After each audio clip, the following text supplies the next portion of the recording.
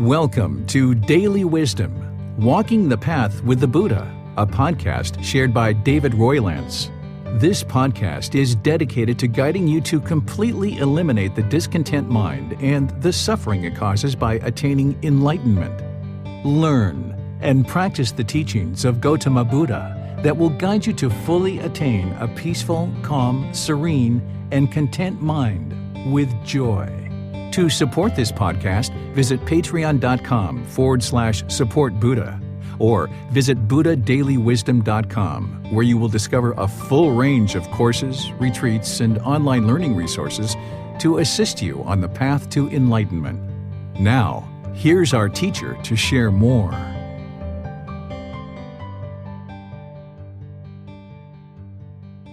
Sawadee Kap. Hello and welcome to Daily Wisdom, Walking the Path with the Buddha. Today we're going to be doing Breathing Mindfulness Meditation together, coming together as a community in order to support and encourage and motivate each other along this path to enlightenment. Because meditation is really the foundation of this path to enlightenment, where there's an entire path here that needs to be learned. So one wouldn't be able to meditate their way to enlightenment, but you also wouldn't be able to attain enlightenment without meditation either. So there's many teachings that need to be learned on this path to enlightenment, and meditation is one of the primary things that we need to learn, understand, and practice daily in order to progress along this path of training the mind to this enlightened mental state, where the mind can be peaceful, calm, serene, and content with joy permanently. This means that the mind's no longer going to experience discontent feelings like sadness, anger, frustration, irritation, annoyance, guilt, shame, fear, boredom, loneliness, shyness, resentment, jealousy. All of these discontent feelings can be eliminated through learning the teachings of the Buddha and training the mind on this path to enlightenment. And the beauty in these teachings is that nothing is based on belief. Absolutely nothing is based on belief. You can learn the teachings with a teacher and then take those teachings and independently verify that they are the truth. Through your own practice of those teachings, you can determine that the teachings are true, and then you gain wisdom. And the more that you practice these teachings, gaining more and more wisdom, the condition of the mind gradually improves, where once you became very angered and hostile over a particular situation, as you train the mind, maybe next time you become frustrated. And then the next time you're kind of irritated and annoyed. And then eventually you just don't even feel any rise of any negative emotions or feelings as a result of that same situation that a few months ago or a few weeks ago would have just made you irate. Through learning and practicing these teachings, you can see that the mind gradually improves and the condition of the mind becomes more peaceful, calm, serene, and content with joy. So breathing mindfulness meditation is that foundational practice that we use to eliminate the cause of discontentedness. Because the cause of the discontent mind, that anger, frustration, irritation, and all those other discontent feelings are being caused by craving, desire, attachment. This is a mental longing for something with a strong eagerness, where the mind pulls in a certain direction. You just want that new job. You want it so bad. You want it so bad. You want it so bad. And then when you get it, you're happy. You're excited. But then that kind of wears off because it's impermanent. Or you want it so bad. You want that job so bad. You want it so bad. And then when you don't get it, then you're angry or sad or somehow just feeling, empty inside that you didn't get it. So that craving, that pulling in the direction of something, that strong eagerness is what's actually causing the mind to experience discontentedness. And we can eliminate that through training the mind. Because the mind longing for something with this strong eagerness, what it's doing is it's attempting to find satisfaction in external things. It's trying to hold on and latch on to things. And because it wants to hold on to something permanently, it's causing itself to be discontent. So what we're going to be doing in breathing mindfulness meditation here in a moment is we're going to train the mind to let go. We're going to train it to just let go. And the more and more that you train the mind to let go, then the mind gradually starts to learn, it gradually starts to understand, and through this training, you're gradually able to control the mind more and more so that you no longer have this longing with a strong eagerness for things, but instead you pursue it as a goal or an interest or an objective, and you work towards these goals rather than having this craving, desire, attachment where there's just so much longing and eagerness and the mind's pulling in a certain direction, and you get so happy and excited when something goes your way, and when it doesn't go your way you become sad or angered or frustrated. This is how the unenlightened mind functions. It goes up and down and up and down and up and down with these little periods of peacefulness here and there, but you experience these ups and downs. So it's through training the mind on this entire path to enlightenment, which involves dedicated, active study of Gotama Buddha's teachings to include breathing mindfulness meditation. And this is why you need a teacher to help you and guide you on this path so that you can learn the teachings. And one of the things that I provide is this book. It's free. There's no fee. You can download this book. You can also get a printed copy, which if you decide to get a printed copy, you just pay for the printing through Amazon. But nonetheless, this book has what you need in order to train the mind to become more and more peaceful. And it's an interactive book that there's links to an actual audio book. There's links to videos, to podcasts, to quizzes, and you can gain support here in this Facebook group, Daily Wisdom, Walking the Path with the Buddha. You can ask questions in the group. You can attend these online classes Sunday, Wednesday, and Saturday.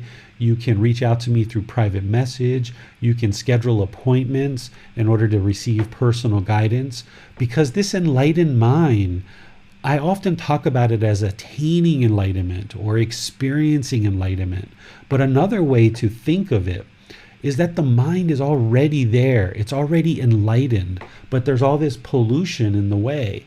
And essentially what the Buddha's teachings are doing is cleaning out all that pollution in the mind so that you can then come into this natural mind of the enlightened mental state where you can experience complete peace, calm, serenity, and contentedness with joy.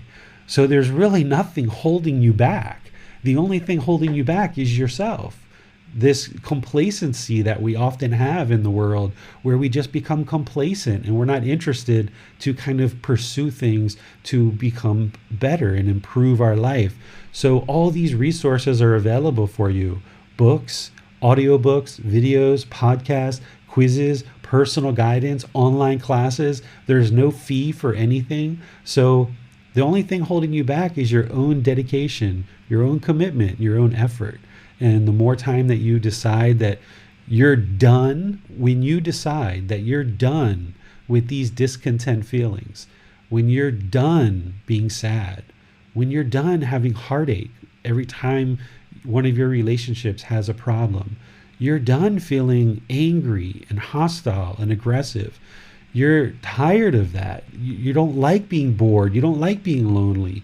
You don't enjoy the feelings of jealousy and envy and resentment and all of these frustration and all these other discontent feelings that you experience, maybe guilt or shame or fear. When you're done with all that and you said, okay, enough is enough, I'm done with all that, then you know where to come to learn, which is the Buddha's teachings. So daily wisdom, walking the path with the Buddha, learning the teachings of the Buddha, you can be done with all of this discontentedness through learning and practicing these teachings. But it takes you to choose to step forward and actively engage with the resources to learn and practice the teachings. And again, none of it's based on belief.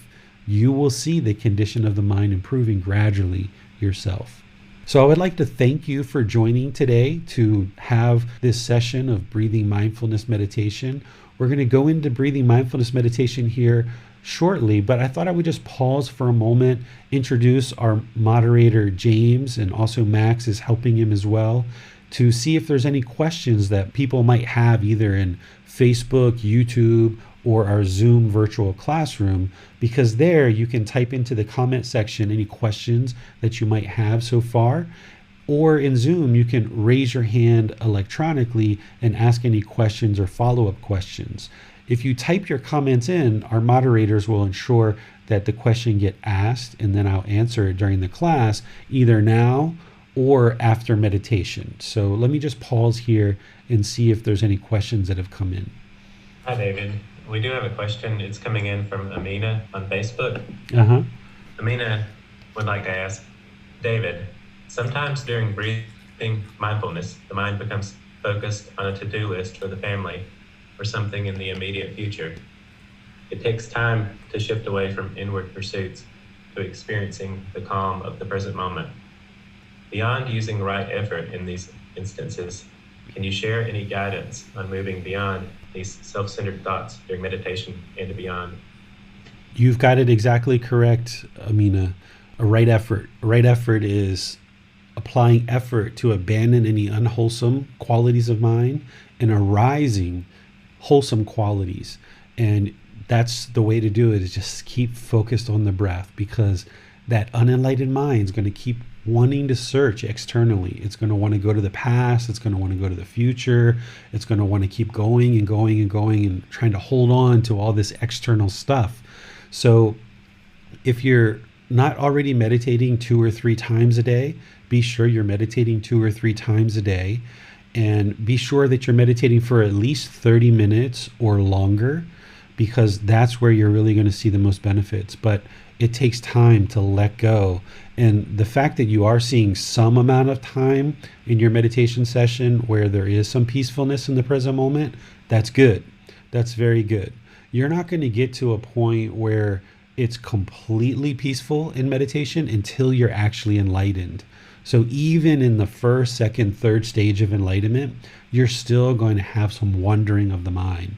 You're still going to have it kind of drifting here and there. But what you're doing is you're kind of training the mind so that you can gain control of the mind. So if you're experiencing this to-do list that happens at the beginning of meditation, that's common, that's normal, but just keep actively working to bring the mind back to the breath, and be sure you're getting at least 2 or 3 meditation sessions for 30 minutes or longer. And the more you train, the mind will gradually move closer and closer to being completely still and perfectly still in meditation once you actually get to enlightenment. But only when you finally get there is the mind going to actually be completely still. Thank you, David. That's a great reminder that this is a practice, and it does take time to reach that level of enlightenment. For sure. One of the things that I think is the biggest question that I always get along these lines, right? Like, one of the things that the unenlightened mind does is it craves and desires, it attaches, it wants something so badly. And oftentimes we want that peaceful mind, or we want enlightenment. And as long as the mind's lurching and craving enlightenment, or the mind's craving that peaceful mind, Amina, as long as the mind's doing that, you're not going to get to enlightenment. So you got to get to the point where when you're craving that peacefulness, just, okay, I'm on the way. I'm on the way.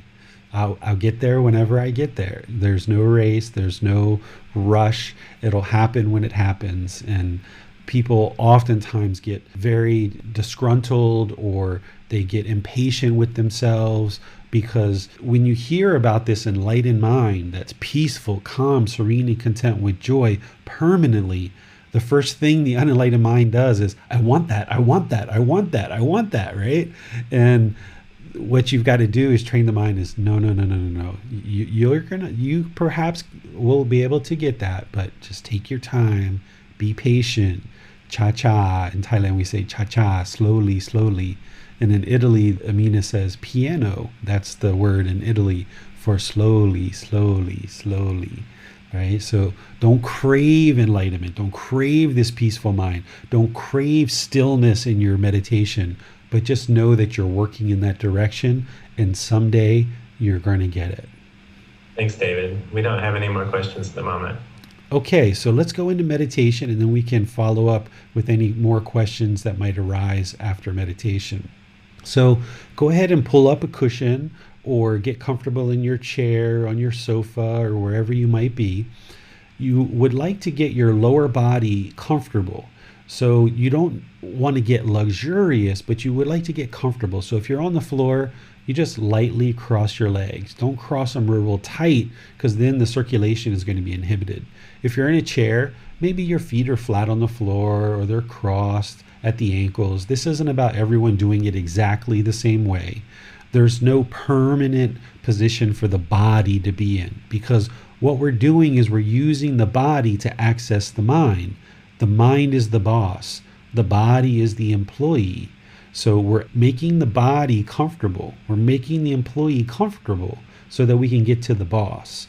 But we don't want to make the employee luxurious, because then, everybody has a tendency to kind of drift off. So get the lower body comfortable, but not luxurious. And if you ever feel any pain, just shift and get into a slightly different position so that the mind isn't experiencing pain. The upper body, the spine should be erect where the muscles are engaged. This is going to keep the mind active and attentive during meditation, because you need that attentiveness, that alertness of mind to be able to actively train it. You don't want to kind of drift off. You want to keep the mind actively engaged and attentive, alert during meditation. So that's why you engage the muscles around the spine and kind of erect the spine. Then the hands and the arms, if you want to place your right hand over your left with your thumbs together, you can place that in your lap, or you can put your palms on your thighs or your knees, your armrest, wherever is comfortable for you. Okay? Once your body's in position, now just close your eyes and start breathing in through the nose and out through the nose. You should either hear the sound of the breath entering the nose, or you should feel a sensation of the air moving over the skin into the nose. As you breathe in and you breathe out, fixate the mind on the breath, either the sound of the breath or the sensation of the air entering into the nose. This breath is the present moment. So breathing in and out.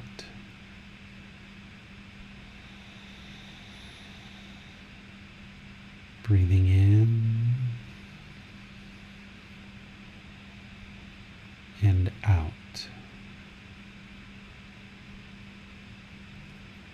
Keep the mind focused on the sound of the breath, or that sensation of the air entering the nose.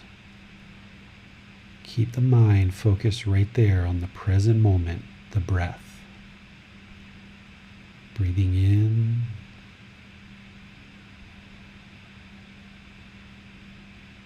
and out. I'm going to leave you here for a moment. I'm going to do some chanting just to kind of ease us into meditation, and then I'll be back with some guidance.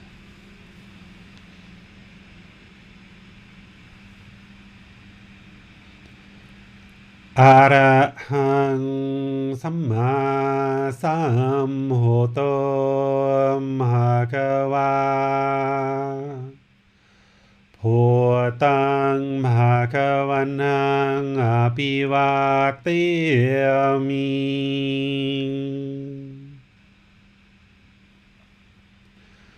Sawakato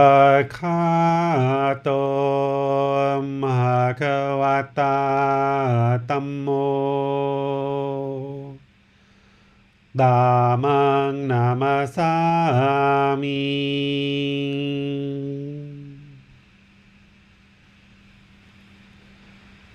Supatipanno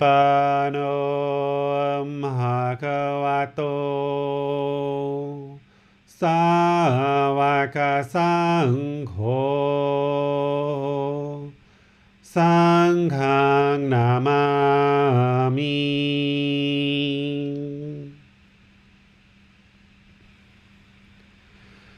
Namo tassa bhagavato arahato samma sambuddhassa.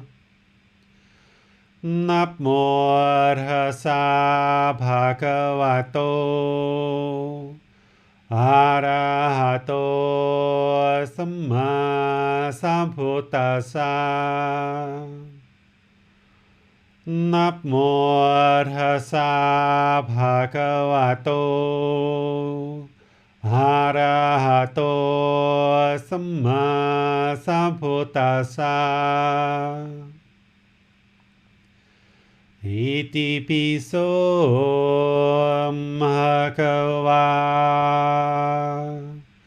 arahang samma sambuddho vicacaranang sammuno sakhatoro kavitu anuttero purisa Dhammasati satatava manusanang Bhuto Bhagavati.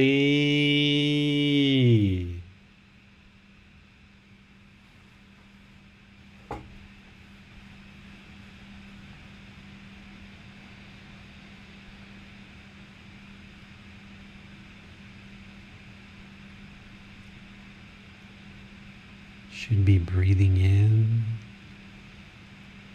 and out.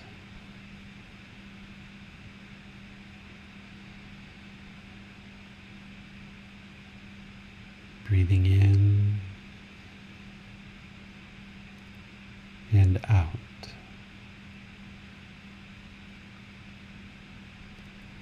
The breath should be natural, a nice, steady, consistent breath, not forced or controlled. Breathing in and out.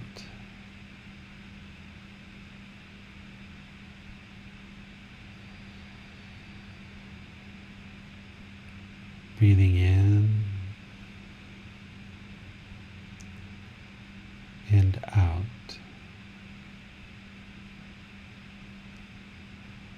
Fixate the mind on the breath. The breath is the present moment. The sound or sensation of air entering into the nose. This sound or sensation of air is the present moment. Fixate the mind on this. Breathing in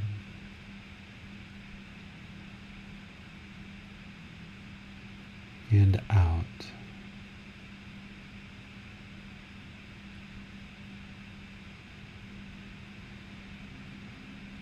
Breathing in and out. As the mind chooses to wander to the past or to the future, cut off those thoughts. Let them go. Wherever you notice it, just let it go. There's no need to feel guilty or shameful. You haven't done anything wrong. But you're training the mind to always come back to the breath. Breathing in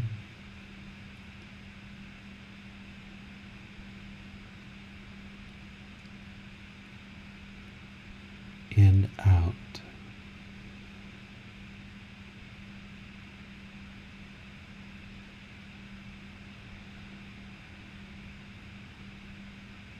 Breathing in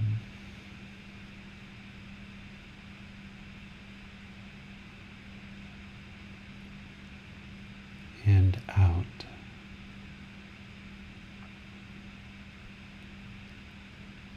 If there's any thoughts, ideas, or perceptions that come to mind, let those go. You don't need those right now. You're training the mind to come to the breath, the present moment. Cut off those thoughts, ideas, perceptions, and focus on the breath, the present moment.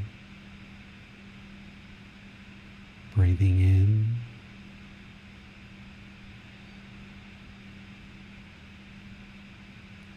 and out.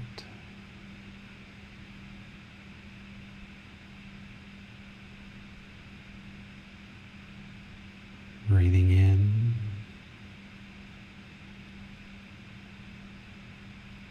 and out. The mind needs to be trained to let go. The problem is it wants to hold on. It doesn't recognize impermanence, the temporary nature of all things.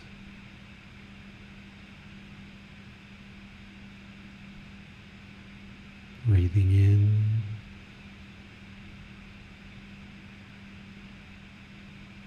and out.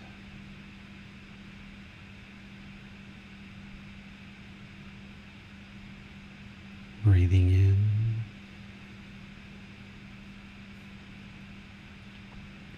and out. Even my voice is impermanent. Thoughts are impermanent. Sensations on the physical body are impermanent. Your life is impermanent. All of this stuff is all impermanent. So why hold on to it? Just let it go.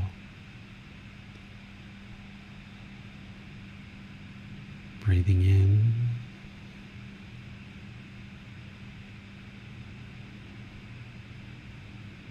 and out.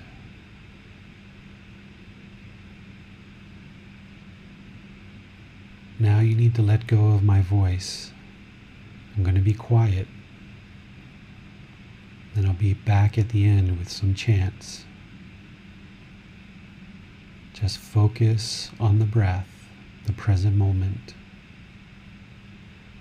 You have nowhere to go. There's nothing to do. No one needs you right now. Just focus on the breath. Breathing in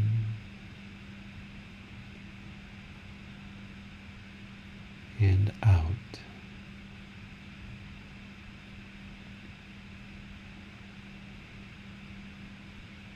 Breathing in and out.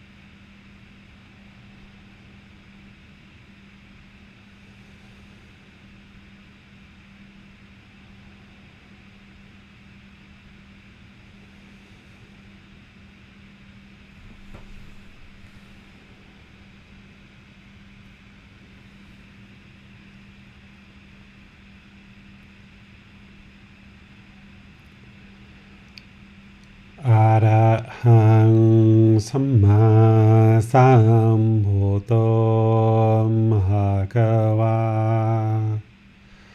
พุทธังภะคะวันตังอภิวาเทมิ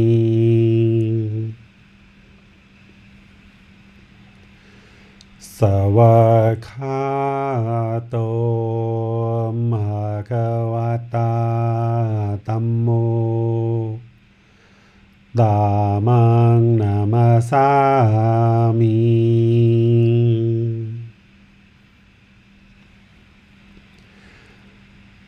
สุปฏิปันโนภะคะวะโตสาวกสังโฆ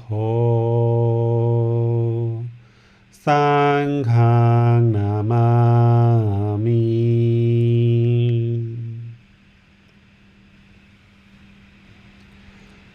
นะโมตัสสะภะคะวะโตอะระหะโตสัมมาสัมพุทธัสสะนะโมตัสสะภะคะวะโตอะระหะโตสัมมาสัมพุทธัสสะนะโมตัสสะภะคะวะโตอะระหะโตสัมมาสัมพุทธัสสะอิติปิโสภะคะวะอะระหังสัมมาสัมพุทโธวิชาจารณังสัมโหโนสัคขะโตโรกาวิตุ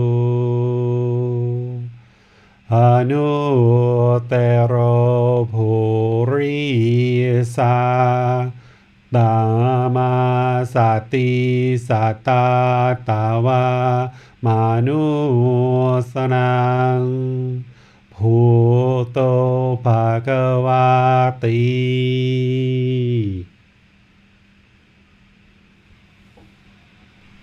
Okay, if you guys would like to come on back, kind of slowly bring yourself out of meditation. Slowly bring your awareness back, opening your eyes, just kind of stretching your body if you need to. This meditation that we just did, this is the primary foundation for your practice. This is what you should be doing each day, about 2 or 3 times a day. And if you're just starting out, do whatever amount of time that you can, whether that's 5 or 10 or 15 minutes, but just slowly build this up more and more, where you get closer and closer to 2 or 3 times a day and closer to 30 minutes per session or more, and kind of continue more. No need to set an alarm. No need to kind of have that hanging out there and your mind maybe is kind of craving 30 minutes, but just meditate for as long as you feel comfortable. And then as you go, just wherever you feel like, okay, this is enough, just stop. And you don't even really need to compare your meditation and kind of determine, how long you meditated today versus yesterday, keeping any kind of log or journal or comparing one day to the next, because your mind's probably just going to feel guilty or shameful if you don't get to what you expected. So don't have any expectations about how long you should necessarily meditate for, but just kind of generally work towards about 30 minutes or more per session. And that's the goal, is just kind of work in that direction. And when or if or how you get there, yet to be determined. But just each day, morning and evening are good times to meditate, midday as well. So before your phone starts going, before you need to leave the house, before you need to start working, do this meditation in the morning.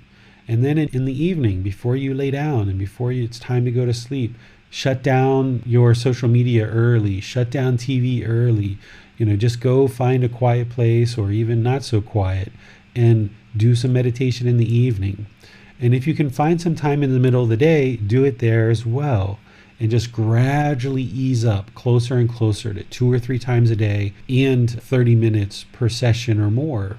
And you'll find that as you do this, the mind's going to become more and more trained so that you can control the mind. But always keep in mind that there's more to the path here than just meditation.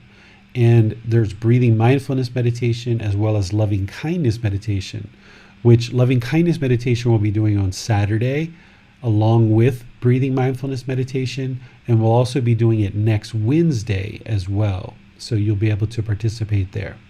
So let me just turn this back to our moderators and see if there's any questions coming in through Facebook, YouTube, Zoom, or if there's anyone that would like to raise their hand in Zoom and ask any question or follow up directly, you're welcome to do that. Hi, David. Chantel wanted to clarify, is today a meditation only session, or is there a class after a while?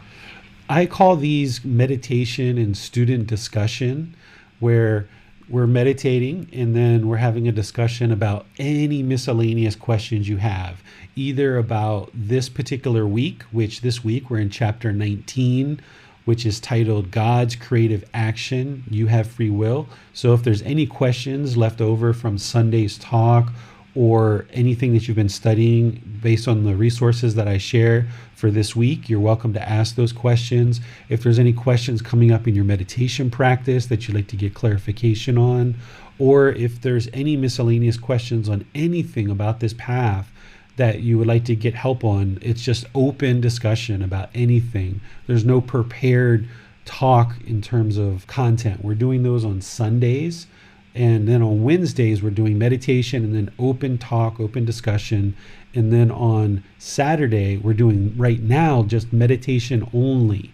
But eventually on the 9th of January, that's going to be a short meditation on Saturday. And then we're going to be studying these books, the Buddha Vajana book series, which is the words of the Buddha in the Pali Canon in English. So if you have a set of these, or if you download some of the PDFs, I've got about 7 or 8 of them online, you can download those. On Saturdays, starting on the 9th of January, we're going to be progressing through these 13 books, and I'm going to be helping you learn the path to enlightenment through the Buddha's words, his actual words. So that's what's going to be on each Saturday, starting on the 9th of January. Thanks, David. We have a question from Max. He would like to know, can you discuss how it is possible to enjoy life without attachment and pleasant feelings?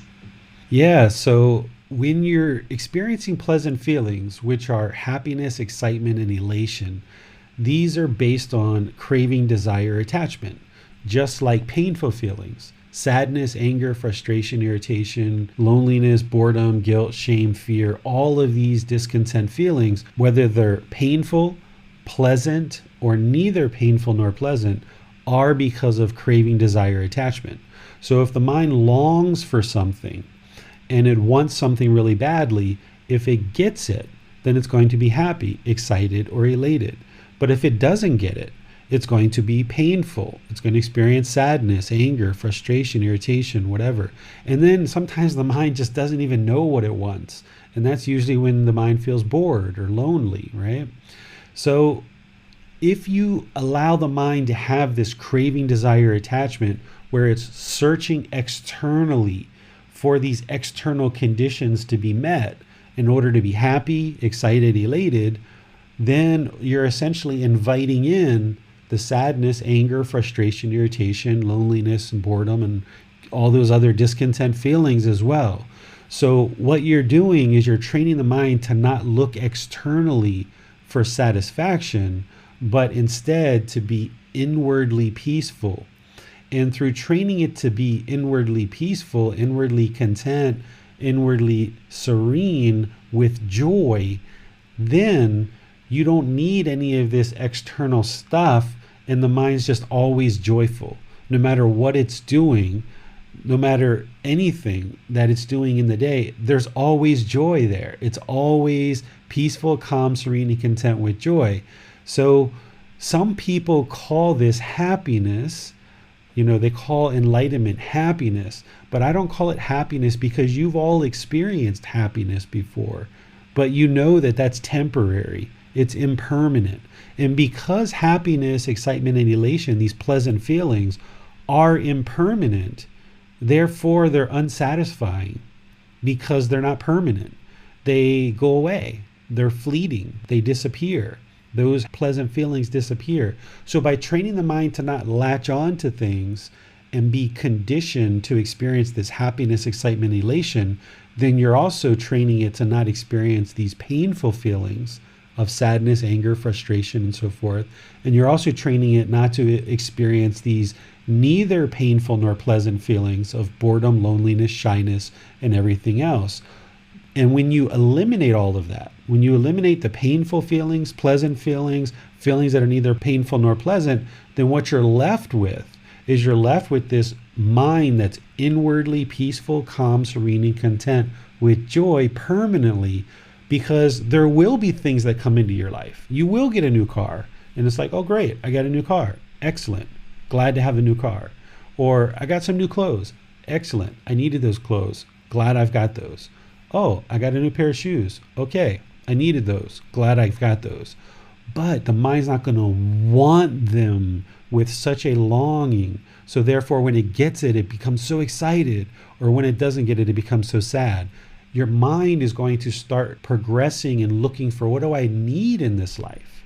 Not what do I want? Because all of these wants are just driving the mind and driving it and driving it and driving it. And then you end up either with painful feelings, pleasant feelings, or feelings that are neither painful nor pleasant. And when you eliminate those, the mind is just inwardly peaceful, calm, serene, and content with joy. So your child comes home with a good report card. All right, great. I'm glad they're getting good grades. Oh, they don't have good grades. They got bad grades. Okay, well, let's address this. Let's make sure we fix this and get them the help they need so they can improve their grades. So the enlightened mind doesn't mean there's no challenges in your life. You're still going to have challenges, but the mind's just not going to be discontent. So when your child comes home with a good report card, rather than being excited and happy and prideful and arrogant and all of these kind of things, which if they then come home with a bad report card, that means you're going to be angry and frustrated and irritated. What you're going to do is you're just going to be like, all right, great. There's good grades there. I'm glad you're improving. You might even take your child out for a special event or a special meal, or get them a little gift if you choose, up to you. But then when they come home with a bad report card, if they do, then you're going to be able to use your wisdom to say, all right, how do we solve this problem? What do we need to do to fix this? And let's fix it. Because the enlightened mind isn't going to get angry at these bad grades, because the enlightened mind knows that anger is not going to fix anything, because those bad grades are impermanent. And it's a matter of just applying some wisdom to improve them so that you can make them better. The enlightened mind realizes that there's no benefit in this sadness and anger, frustration. There's also no benefit in this extreme happiness and elation, because if you allow that to come in and you invite those feelings in, then you're also inviting these painful feelings and these feelings that are neither painful nor pleasant. So the enlightened mind is actually going to be a lot more joyful, and you're going to have a lot better experiences in your life, because you're no longer experiencing any of this sadness or anger or frustration or loneliness and boredom. So life actually becomes way more enjoyable than it ever was when you were experiencing that temporary happiness or that temporary excitement or that temporary elation. You're going to have a much more fulfilling life because you never experience any discontent feelings. So that's how you can create a life where, even though you're not experiencing these temporary happy, excited, elated feelings, you're experiencing permanent joyfulness and permanent peacefulness. And that is much better than any of these temporary discontent feelings that we experience in the unenlightened state.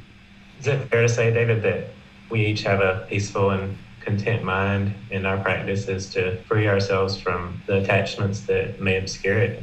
I like explaining it that way sometimes because I think that can be almost more motivating, and it can kind of like get rid of this craving to attain something, right? In the book, I talk about attaining enlightenment, and I talk about pursuing it, which is like progressing on a path. And I think that's important to kind of also motivate and encourage people to move in that path.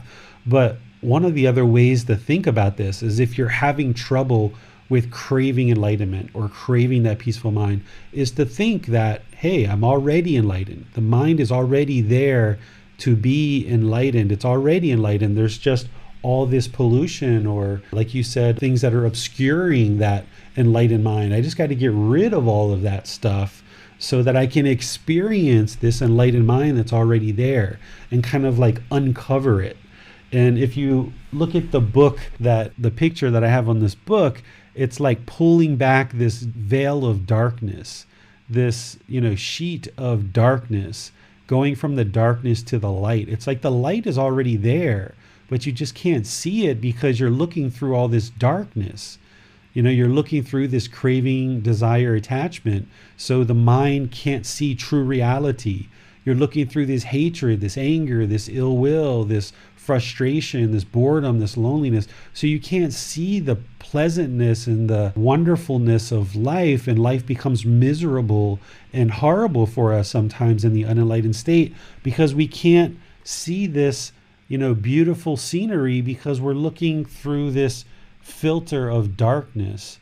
So essentially what we're doing is pulling that back so that we can see the beautiful life that we can live in this enlightened mind, and that's where the mind becomes liberated, that it's no longer held down and burdened by all of this craving, desire, attachment, or this hatred, anger, ill will, or this delusion, ignorance, and unknowing of true reality, this self, this ego.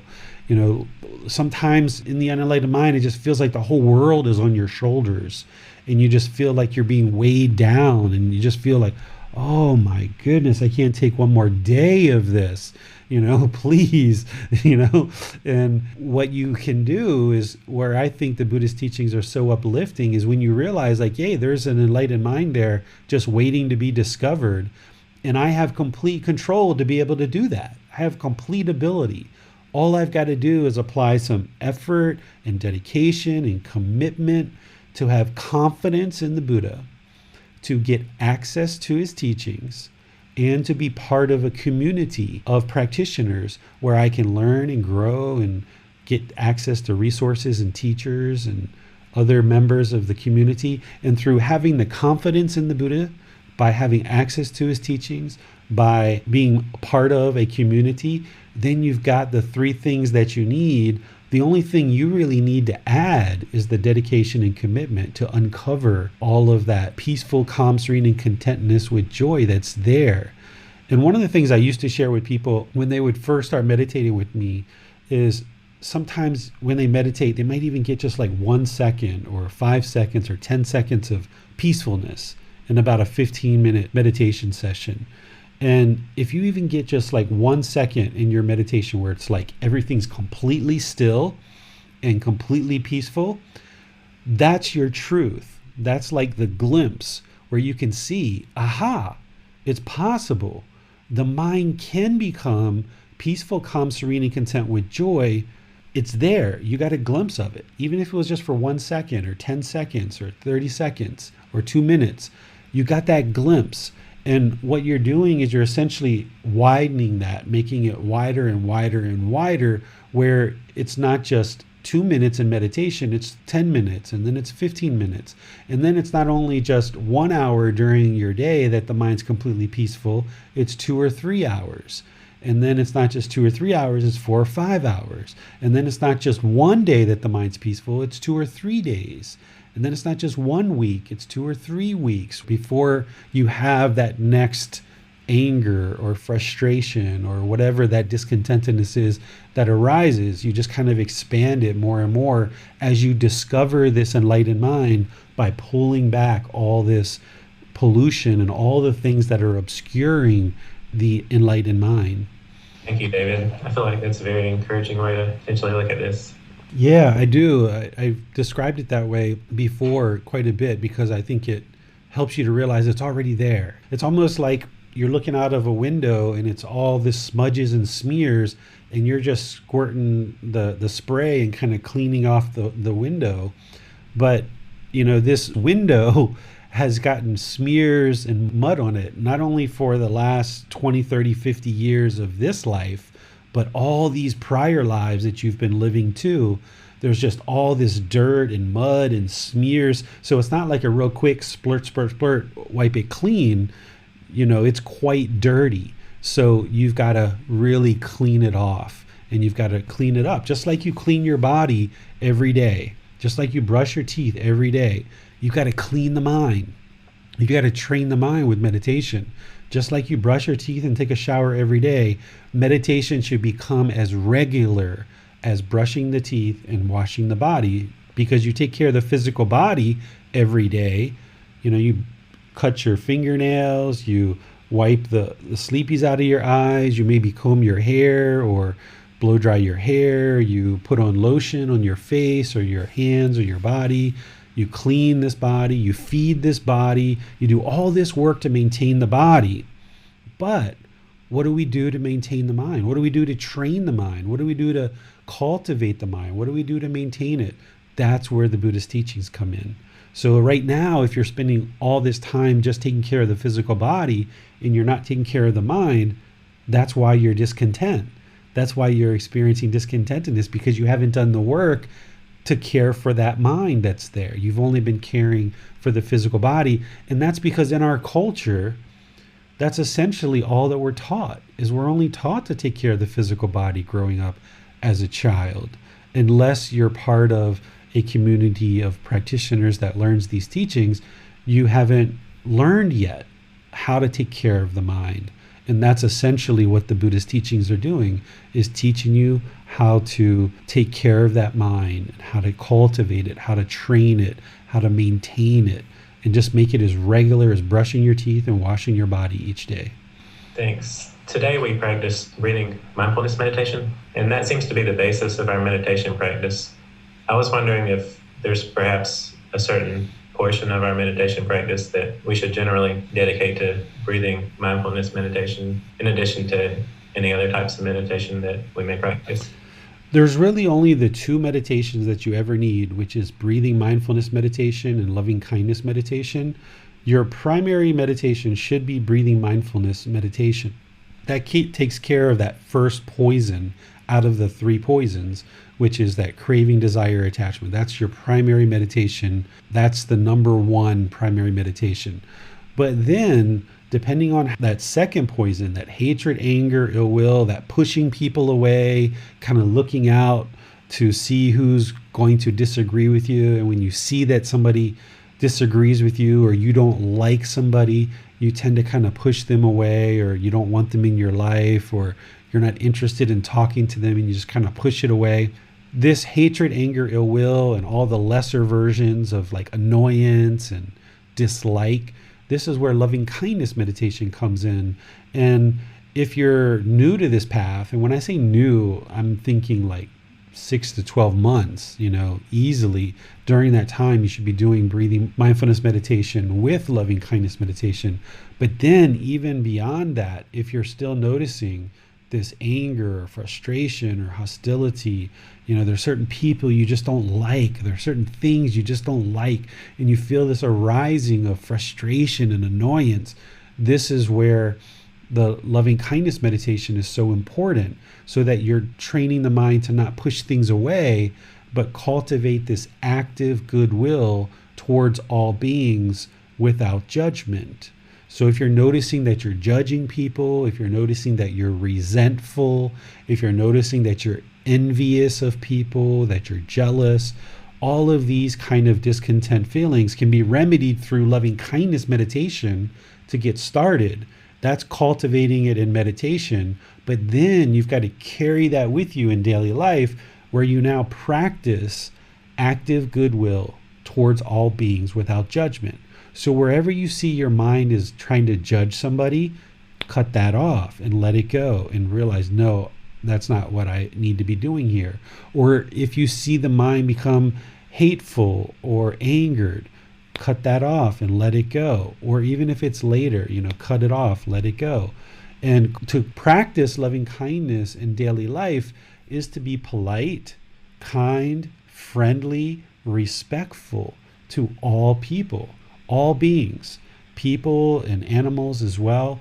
Just be polite, kind, friendly, and respectful to all people. Because what love is this genuine interest in seeing others be well and be peaceful. Because right now, in this world, we have so much hostility, we have so much anger, we have so much frustration, people just bickering at each other. So much ego exists in the world. And what you're doing is you're making a conscious choice on this path to enlightenment to say, I'm not interested in being that way. Even though you are that way now, and even though there's other people around you that are that way, we're not judging that. You don't need to judge those people and look down on them.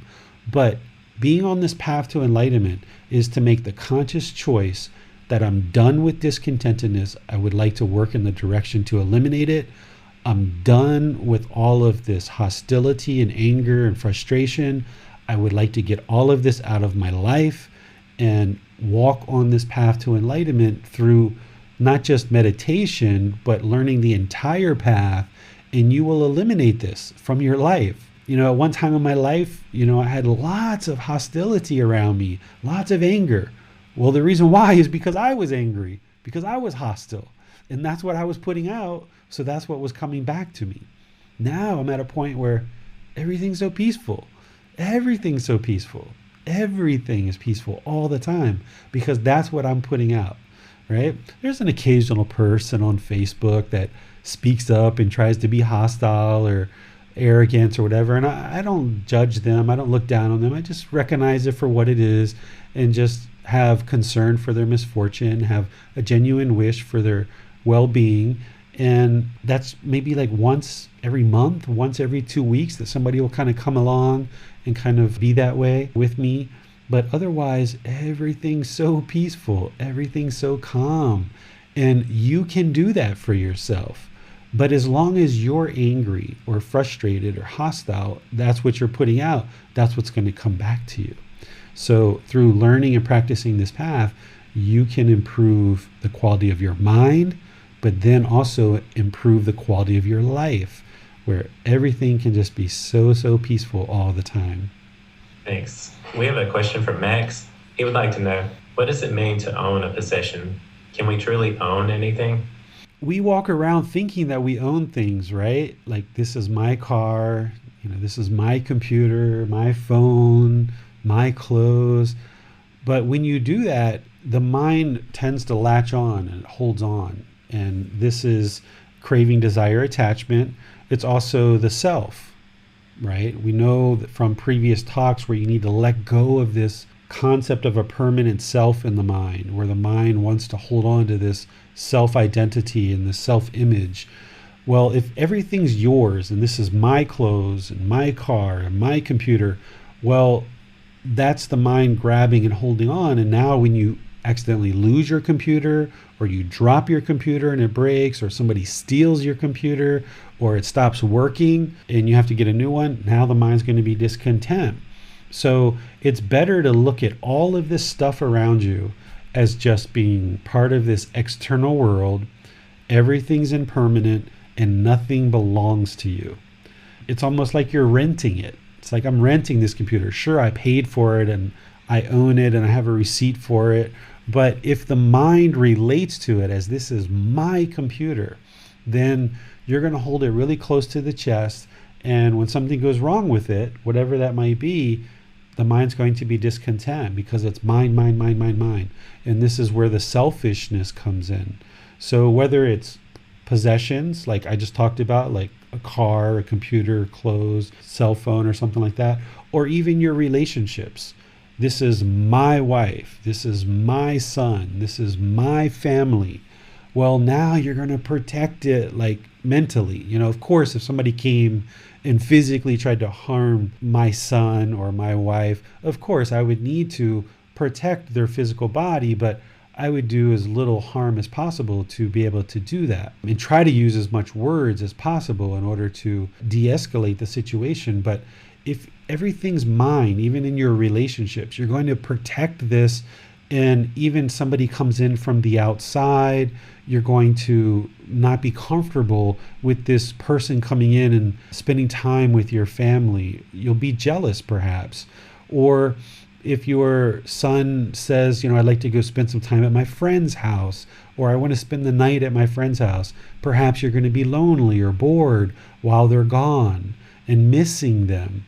Or if you have to go on a business trip and leave your wife or your husband or your kids, and you have to go on a business trip for 2 or 3 weeks or whatever it might be, you're going to be missing them and your mind's going to be worried about them, right? Or did they go to school? Did they eat their food? Did they take a shower? Did they do what they need to do? And the mind's just going to worry and worry and worry because they're my kids, rather than just let it go and somebody's at home, somebody will take care of them, and no need to hold on to it so tightly. Just apply some good wisdom to help your children, to help your partners, to help your family. And when you're in their life and you're involved and you can help them and you help them, but when you're away and you need to go work or you need to go do something, then you go do it. That way you stay focused and concentrated on what it is that you're dealing with. But if you're at work and you're thinking and worried about your children, then you're not concentrated and focused with singleness of mind at work, and you're not performing in the best way possible. So you're making a bunch of mistakes, which is going to cause you problems later that you're going to have to clean up. So by cultivating a mind that's concentrated and focused and has clarity of mind, deep memory, a mind that has singleness of mind, you won't have all this discontentedness in each individual moment. You can focus with concentration and clarity to handle that situation in that moment. And then when you're done, you're done, and there's nothing bad that's going to come back from that. There's no unwholesome decisions that I made that's going to produce unwholesome results. So there's nothing unwholesome that's going to come back from this. Only wholesome things are going to result. So now when you have entire days and weeks and months and years of making wholesome decision after wholesome decision after wholesome decision, nothing but goodness is going to be happening for you, because you've spent time to train this mind, gain that concentration, that clarity, that focus, make good, wise decisions in each individual moment, and all your relationships, all your business affairs, all your family and personal relationships, everything's going to go very smoothly for you. But when you're confronted with a challenge, you'll have the wisdom of how to handle it, and you'll just handle it and address it. Seems to be another reminder that it's not so much what we possess or what relationships we have as it is how we relate to those things. Yes, it's all about how the mind relates to this stuff, right? Like, if you've got a favorite cup or a dish in your kitchen and it breaks, it falls on the floor, it's grandma's dish maybe, she gave it to you.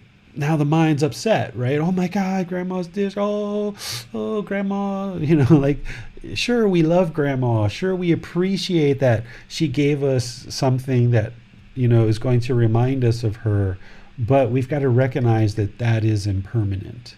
And we're not going to be able to keep it permanently. And if it breaks or it chips or otherwise gets lost, of course, we try to keep it nice. We try to take care of it. We try to exercise some good decision making to keep it around. But if something happens and it breaks, well, okay, then, that's just what happens, and that's impermanence, and we just deal with it. But if the mind relates to it and just wants to keep it, and oh gosh, grandma would kill me if she ever knew that I lost this or broke this, then the mind's going to be discontent when something like that happens. So you've got to just care for things, care for your possessions, and take care of them because you need them to service you and to help you in life. But when you hold on to them so tightly, mine, that's setting up the mind to fail because it's going to be discontent at some point because all of this stuff is impermanent. I had a question related to meditation. Oftentimes we find ourselves seeking out a quiet place for meditation, and I was wondering if we can also benefit at times from perhaps seeking out an environment which may have noise in it for our meditation. Yes, absolutely. I suggest for probably at least the good first 3 to maybe 6 months is meditate kind of in comfortable, familiar areas like your bedroom or your living room or a special room you have in your house where you feel comfortable because you've been there a lot, you spend a lot of time in that place, and this is a good, comfortable place for your mind to kind of get settled and start to develop this practice. But then what's going to happen is the mind's going to want to hold on to that. And what you really would like to do is introduce impermanence to the mind because the mind doesn't like change. So the more that you can introduce impermanence to the mind, the better, because you're training it to get comfortable with impermanence. So in that first 3 to 6 months, as the mind starts getting more and more comfortable with meditation, now take a more active role in training it and moving it into different environments. And you want to do this gradually. So if you've been meditating in your room, for example, maybe meditate in the living room and then do that for a while. And, it doesn't have to be every single session in the living room. It can be 1 or 2 sessions in your bedroom and then 1 in the living room, 1 or 2 sessions in your room, 1 in the living room. Do this over a period of a week or 2. And then expand more and more time meditating in the living room. And then maybe it's outside your house on a balcony or at a close by location. As you move the mind around into these different environments, there's going to be different stimulus. There's going to be different sounds. There's going to be different lighting. There's going to be different weather. You might get a breeze blowing or something like this. And you can move it around in different environments so it doesn't get complacent and it also doesn't get attached to any one particular place. So what I tended to do is, kind of like morning or evening, this was the time where I always made sure I was meditating in kind of like my spot, which is my bedroom here.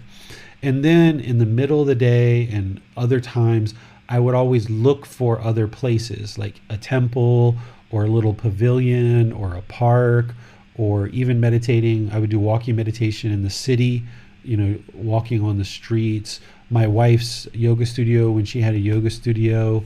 And then when you travel, right? When I would travel, I would be meditating in a hotel room or at some other temple where I was teaching, from my home.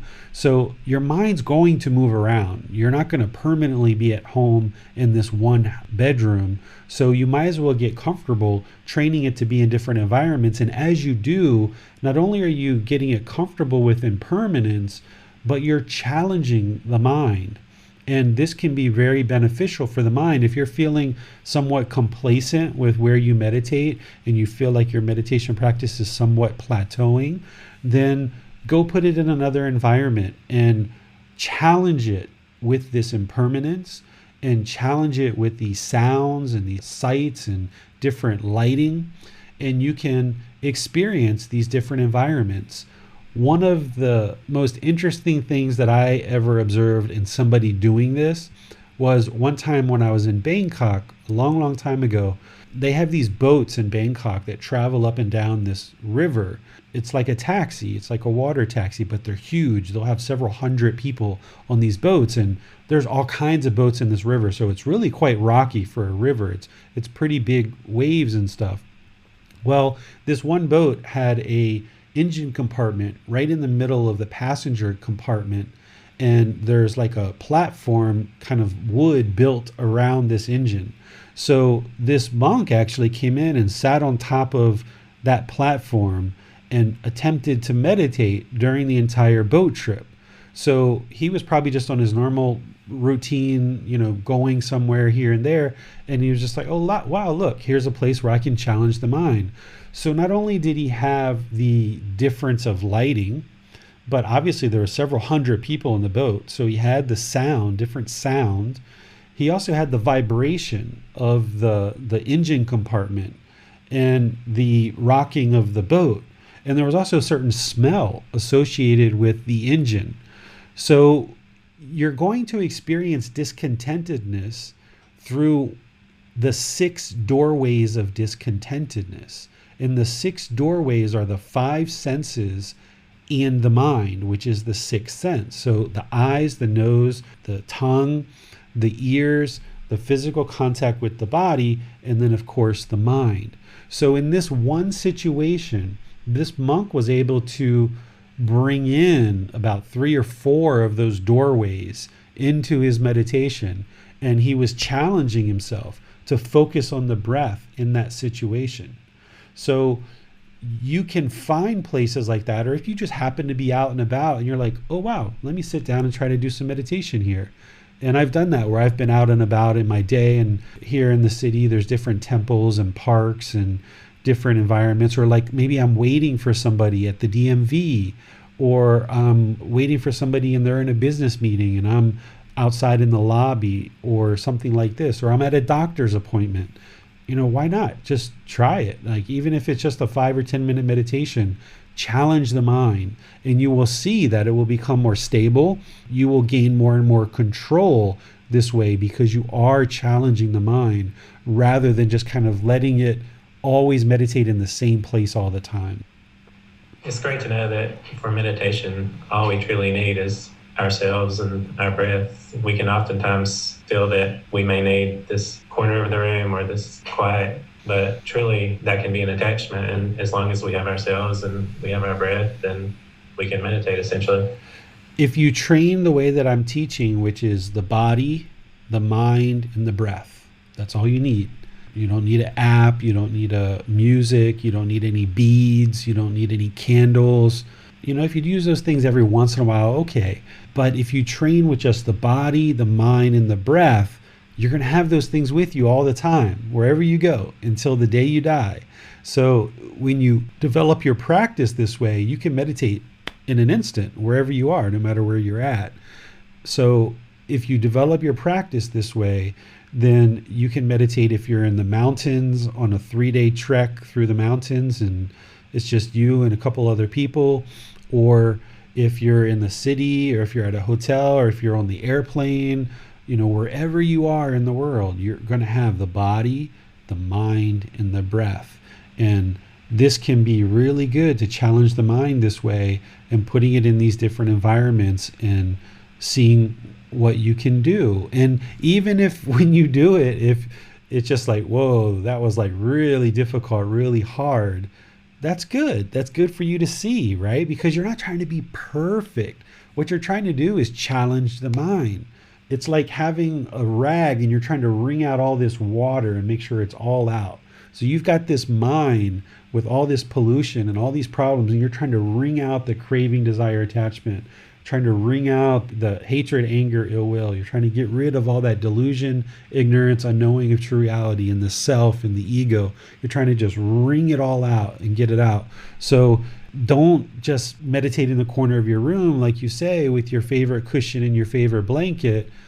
Put it in situations where you're challenging it and testing it. And this is where it can become very fun. It can be quite fun, because sometimes people are like, oh goodness, do I have to do that meditation again? It's so boring, like just sitting there doing nothing for 30 minutes. Well, yeah, because when you train your mind to do nothing for that 30 minutes, you're training it that it doesn't need any of this stuff out here externally. You're training it to go in and be peaceful, calm, serene, and content with joy, with nothing. But now when you kind of make it like an adventure, and you're challenging the mind, you're kind of looking out for where can I go next to challenge this mind. It becomes almost like a scavenger hunt, or quite fun and quite challenging. And you can really enjoy looking for different environments and different challenges, like this monk did on this boat. I'm sure for him it was like, oh wow, look, here's a situation where I can challenge the mind. Let me try it. If you notice that the mind's very peaceful, okay, great. I was able to meditate in that situation. But if you realize it's really busy and you weren't able to really meditate that well, then that's fine too. But more and more, you will gain better and better control over this mind, and you'll gain more confidence in being able to control this mind. And that's how you test it. Rather than waiting for people around you when you're in a workplace or personal conversations, because things are going to come up all the time that are going to test your mind. So rather than wait for others to test it, not that they're actively testing it, but just certain situations that you experience, rather than waiting for those things to happen, put your mind in situations that you are essentially controlling, and you're testing and challenging the mind, because then that's going to strengthen your practice. You're going to gain more confidence. You're going to gain more control over the mind. And then when you're in situations where you're in conversations or you're in a business meeting or whatever it might be, and things come up, you've already tested the mind really well, so you can maintain your contentedness and your joy in those situations. That's very helpful. I have one final question about meditation. We may find ourselves at times with a very energetic, active mind. And I was wondering, to what extent can perhaps exercising the physical body prime the mind for going into meditation?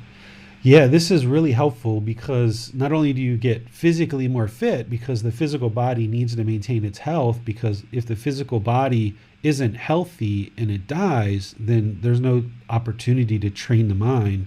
So physical exercise is going to help with the physical health of the physical body, but also it does help the mind as well to stabilize. So you can use physical exercise to kind of get out some of that energy, either before meditation or just as some part of your weekly schedule or whatever, however you decide to do it, 2, 3, 4, 5 times a week or what have you.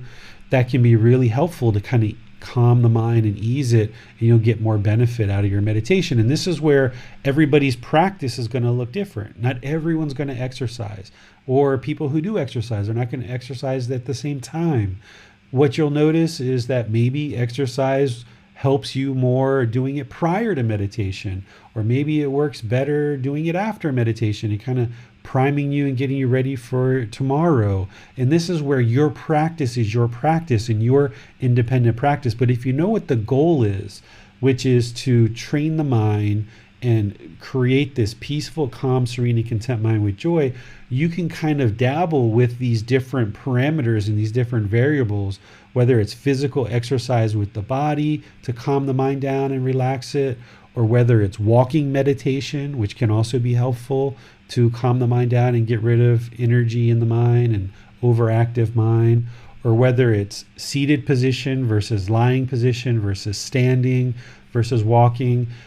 When you are experiencing certain challenges in your practice, what you're doing is always looking for solutions, because that's what an enlightened mind is going to do. Is it's going to have this big wealth of wisdom that it can apply solutions not only to your practice of meditation, but everything in life. So where your teacher comes in is you're kind of reaching out for ideas and suggestions and thoughts, but then you don't believe that and you take it back into your life and you figure out what works best for you. And when you figure that out through your experience, then you might choose to exercise 3 times a week and you do it in the morning, and Max decides to do it 5 times a week and he does it in the afternoon, and maybe I decide I don't do exercise at all. And that's all completely fine, because there's nothing about this practice that is permanent. It's about everybody figuring out what works best for them. But this core path, the path to enlightenment that the Buddha taught, there's these 8 steps, there's all these teachings surrounding it that we need to learn and practice, but then we integrate it into our life in this unique way that becomes our practice. And everybody's got to eliminate those 10 fetters. Everybody needs to practice the Eightfold Path. Everyone needs to practice breathing mindfulness meditation and loving kindness meditation. There's all these things that we know that these things need to occur, but how or when, whether you do exercise or not, and when you do it, that's all those independent variables that it's not about everybody doing it exactly the same way or the Buddha dictating to you how you should or shouldn't do these things. The Buddha's teachings are really this generalized guidance where he's just kind of pointing the way, and he's saying, this is the way. Here's the way to a peaceful, calm, serene, and content mind with joy. But how that looks in each individual's life is going to be slightly different. And it's going to look different depending on how you end up choosing to create a life for yourself. We have a follow-up to that coming in from Zoom asking, did the Buddha ever talk of yoga? I've never seen anywhere that the Buddha talked about yoga. I haven't seen that. I know that he has talked about maintaining the physical health of the body. And yoga is one of those things that is good for the body. It's good for the mind as well. So, there's plenty of Buddhist practitioners that do yoga. So if that's something that you find beneficial and you find it helpful, then you use it. It's not part of the path to enlightenment, but it certainly is part of maintaining the health of the body, which is part of the path to enlightenment, is maintaining the health of the body. So all these things that we have, whether it's yoga or acupuncture or Thai massage or just massage in general, or herbal remedies, qigong, tai chi, you name it. All these things are here for a reason because they serve a purpose for us. And for some people, they're going to really like yoga and find a lot of benefit in it and see that that's helping their body and helping their mind as well. Where somebody else might say, yoga is not really my thing. And that doesn't mean that one person's right and one person's wrong. That's just the uniqueness of each person's individual practice. And the best way that you can decide is if you're finding benefit and you're finding value in it, then you do it. And that is helpful for your practice. But that doesn't mean everybody has to do it. It's all about the practice and finding out what works for each of us, it seems. Yes. And like I mentioned, there's the core things that are going to be part of this path that each person needs to learn. But there's things like yoga or acupuncture, these other things that aren't really part of the path, so to speak, other than taking care of the physical body, that each person will decide what works best for them. Like for me, I started receiving Thai massage before I was ever introduced to yoga. So Thai massage is all about stretching, and there's actually somebody there stretching you and massaging you as they're stretching you, and your muscles are passive. You just get to lay there and enjoy it. So when I started doing a little bit of yoga, I was like, why am I doing this to myself? Like somebody else could be doing this for me. And I never really took to yoga. But my wife, she absolutely loves yoga. And she also loves Thai massage too. She really enjoys it. So I prefer to lay there on the floor and let somebody else do all the stretching and all the work. But there's other people that really enjoy yoga. And I've done it a few times, and I've done it enough to realize I can see where it's totally beneficial, especially the hot yoga. I really enjoyed that. But I didn't really know what it was the first time I did it. And I went there. Somebody invited me to their studio when I was in America. I had just had this big, huge meal, and I walk into this room that's like blasting hot, and I'm like way out of shape. I think I've done like maybe 2 yoga classes to that point, and I'm in this room with 30 people sweating and everything, and I have this big stomach full of food, and I basically just laid on the mat the whole time and sweated. But even in that, I did the yoga for about 10 or 15 minutes, but even just laying there and sweating in the room, there was benefit. I really felt quite good afterwards. So all these things are here for a reason, and you get to try and experience what works best for you. And if you get on this path, if you learn these teachings from the Buddha using the resources that I provide, and you get some private help and you come to these online classes, your practice will improve. You will notice the condition of the mind improving, but you've got to do the work and get dedicated to doing that. But the winter is one of the best times to do that because you're pretty much inside anyway. So you can really kind of bone up on these teachings and get really proficient with the teachings and really train the mind well. And then the beauty is that the more and more peaceful the mind becomes, then you get to enjoy the rest of your life without this discontent mind. So oftentimes we become complacent, we don't do it, or we don't do it in a dedicated way as we should, and we kind of make it longer and more difficult for us. Whereas if we just get dedicated to it and we really like ramp up our life practice and we really get dedicated to it for a couple of years, you can really make a lot of progress in that time. And then, should your mind become more and more peaceful and calm, serene, and content with joy in this enlightened mental state, then you just enjoy the rest of your life because you've essentially upgraded your operating system in the mind. Because in the unenlightened state, there's so many things that we don't understand. We're operating on like human being version 1.0. And then the more you learn and practice these teachings, you kind of upgrade to human being 9.9, right? And now, once you upgrade to this new operating system, it's permanent. The mind's permanently peaceful, calm, serene, and content with joy. So that work that you did to build up your practice and get to this peaceful, calm, serene, and content mind with joy, okay, you're done. There's actually people who ordained with the Buddha and became enlightened during the Buddha's lifetime, and they went to the Buddha and they were like, I'm going to unordain. I'm done. I finished everything. Like, the mind's enlightened. I no longer need to be ordained. I'm just going to go live this household life and enjoy the rest of my life with people and working and being part of the community. I don't need to be ordained for my entire life.